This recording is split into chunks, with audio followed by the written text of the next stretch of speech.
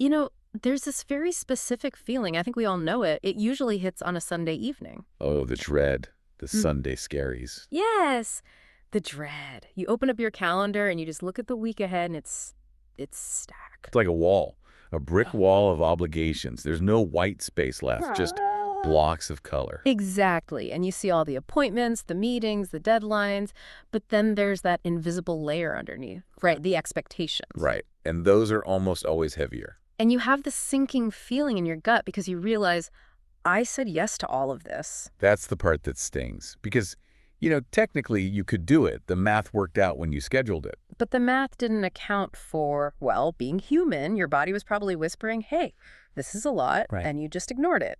We all do. Mm. Which is the perfect starting point for our deep dive today. We're looking at this amazing blog post that just nails this feeling. It's called When Plans Get Canceled, It Might Be a Gift. And it's by an author, Carrie Massotti, whose job title alone just stopped me in my tracks. I know, it's one of the best I've ever heard.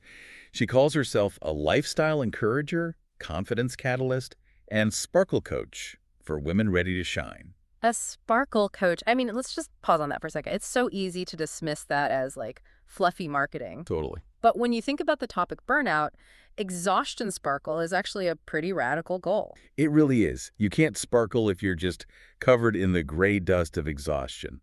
It implies you have energy, that your internal battery actually has a charge. Exactly. So this isn't about productivity hacks. We're not here to teach you how to squeeze in one more thing. This is about a real shift in perspective. It's about self-worth and rest and what those empty spaces on the calendar really mean. So Carrie starts her piece talking about one of those stacked weeks, but she makes this distinction right away that, for me, was the key to everything. Yeah, this is the core insight.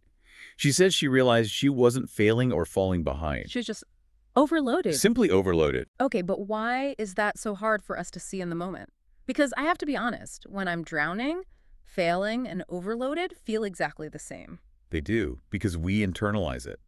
Carrie points out that so many of us, especially women, we treat overwhelm like a personal flaw. We make it about our capacity instead of the volume of tasks. Precisely. It's a physics problem that we turn into a moral one. We think, if I were just more organized or if I just got up an hour earlier, this wouldn't be so hard. Right. We assume we're the variable that needs to change. When really it's just too much stuff. It's not a lack of capability, it's a surplus of obligation. That hits home. So Carrie's in the middle of this crazy week, and then the plot twist. The glorious plot twist. Yeah. A few plans get moved, the calendar just opens up. And what's her first reaction? Because if my plans change last minute, even ones I'm dreading, I sometimes get, frustrated the rhythm is broken. That's so common. But her first feeling wasn't frustration. It was pure, simple relief. Just relief. A deep exhale. But then, almost immediately, another instinct kicks in. Oh, I know this one. The fill the space instinct. You got it. She says our impulse is to fill that empty slot as fast as possible. I am so guilty of this. A meeting gets canceled, and I'm immediately like, great, now I can finally clean out my inbox. We treat empty time like a vacuum that nature abhors. And Carrie says we do it to feel productive, valuable, needed. Ugh, needed. That's a heavy one. It suggests our value is tied directly to our utility for other people.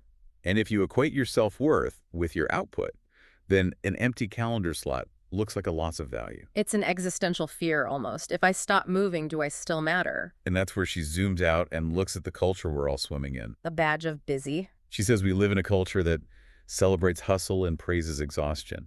And she talks about women who've spent decades being the dependable ones. Ones who show up, figure it out, get it done. It's an entire identity. It is, and we wear it like a badge of honor. You hear people competing over it. Oh, you're tired, I haven't slept in 3 days. It's the suffering Olympics. We all want the gold medal. But Carrie asks, what's the cost? Because it costs your energy, it costs your joy, and eventually, it costs your peace. And you can't be a sparkle coach. If you've traded your peace just to look busy, you can't shine. Which leads to her central point. A canceled plan isn't life falling apart. So what is it then? She says it's life taking care of us. I love that. It's so much gentler. The universe isn't messing with me. It's giving me a break. And she brings in a faith element here that I think is really beautiful. She says, I believe God does that for us at times, gently stepping in when we don't slow ourselves down on our own. That's such a powerful image. Like someone has to reach over and just unplug the treadmill because we won't hit the stop button ourselves. And it's not because we aren't capable. It's, as she says, because we're human. So that open schedule, Mm. it's not a setback. She says it's protection. Exactly. Maybe that canceled lunch saved you from driving in traffic while you were exhausted. Or it just protected your energy so you could actually be present with your family that night. You know, this reminds me of a few months ago, I was supposed to go to this big networking event. I was dreading it. My social battery was at absolute zero. Oh, I know that feeling. And an hour before, I get an email. The venue had a power outage, events canceled. And your first feeling was? It felt like a rescue, honestly. It was like a 50-pound weight was just lifted off my chest. Reading her words, I realized that was protection. It wasn't a missed opportunity. That's the perfect example. Your soul was probably screaming, thank you. But the hard part is accepting that space without guilt. Ah. Carrie gives us some affirmations that I think we need to read out loud. Let's do it. First, she says, an open calendar doesn't mean something went wrong. Which is huge. My brain immediately thinks something's wrong. Yeah. Okay, next. A postponed plan doesn't mean you're off track. And this is the one that really gets me. A quieter week doesn't mean you're falling behind. I need that tattooed on my forehead. A quieter week doesn't mean you're falling behind. So what does it mean? She says it means you are being given room to breathe. Room to breathe. It's sad that we need external permission for something so basic. It is. And this all leads to my favorite part, where she redefines what confidence even is. Oh, I loved this. Because we usually think of confidence as something loud, right? Like crushing a presentation. It's active. It's about projecting, yeah. Showing the world what you can do. But Carrie flips that completely. She writes, sometimes the most confident thing you can do is receive the pause, trust it, and allow it to restore you. That's profound. Confidence is resting. Confidence is knowing the world won't fall apart if you just sit down for an hour. And it requires so much trust to know that you are worthy even when you are still. Which is why she says, stop measuring your worth by how much you can juggle. It's a trap. She says you don't have to earn rest by burning yourself out first. But that's the script we're all handed. I'll rest when the project's done, when the kids are grown, but there's always another project. Always. Her whole point is that doing less can give you so much more. More presence, more patience, more sparkle. So, to wrap this up, the main lesson here is really about trusting that pause. Counting the space as a blessing. It's an active choice. When the cancellation comes, you consciously say, this is a gift, I accept. It's a rebellion against the hustle culture. And if this message resonates with you, you should really check out more of Carrie's work. Absolutely. You can read the full blog post we talked about and discover more of Carrie's favorites and Sparkle tools at thesparklelounge.com. It's a great resource. We could all use a little more of her sass and sparkle approach to life. I love that combo. It's like, I'm going to shine, but I'm also not going to take any nonsense from my own insecurities. The best combo. So before we sign off, I just want to leave you with one final thought to mull over. The challenge. The challenge.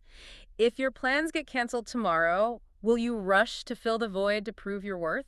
Or will you accept the invitation to rest without guilt? That's the big question. Can you sit with the empty space? I'm gonna try. Me too. Let's aim for the sparkle, not the burnout. Thanks for diving deep with us today. Remember, you're doing enough. You are enough. And sometimes, the best thing you can do is nothing at all.